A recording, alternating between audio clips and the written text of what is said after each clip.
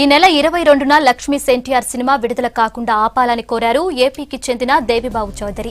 April 11న polling తర్వాతే movie విడుదల చేయాలన్నారు. ఇదే విషయంపై రాష్ట్ర ఎన్నికల ప్రధానాధికారి రజత్ కుమార్ ను కలిసి ఫిర్యాదు చేశారు దేవిబాబు. ఆర్జీవీ ప్రజలను మభ్యపెట్టే ప్రయత్నం చేస్తున్నారన్నారు. ఢిల్లీలో principal secretary election commission of ఇండియాని వెళ్ళి కలవడం జరిగింది. సో ఈ లక్ష్మీ ఎన్టీఆర్ సినిమాని ఈ నెల 22వ తారీఖున 24న కానీ రిలీజ్ చేస్తానని రామ్ గోపాల్ వర్మ చెప్పడం జరిగింది.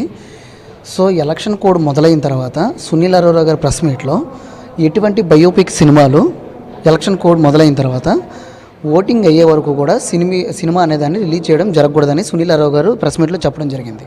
సో నేను దాని నిమిత్తం ఈయన అంతకుముందు రామ్ గోపాల్ వర్మ అనే వ్యక్తి 2-3 డేట్లు ప్రకటించి ఇప్పుడు ఎలక్షన్ కోడ్ మొదలైన తర్వాత రిలీజ్ చేస్తున్నాడు. దీనికి అంతటికే కారణం ఎవరంటే ఆ సినిమా నిర్మాత.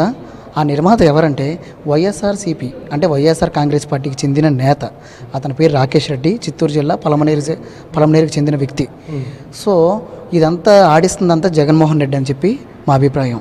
రెండోది, దీనివల్ల ప్రజలను మభ్యపెట్టి అక్కడ తెలుగుదేశం పార్టీకి చంద్రబాబు నాయుడికి డ్యామేజ్ చేయడానికి ఈ నిర్మాత ఈ రామ్ గోపాల్ వర్మ ప్రయత్నిస్తున్నారు.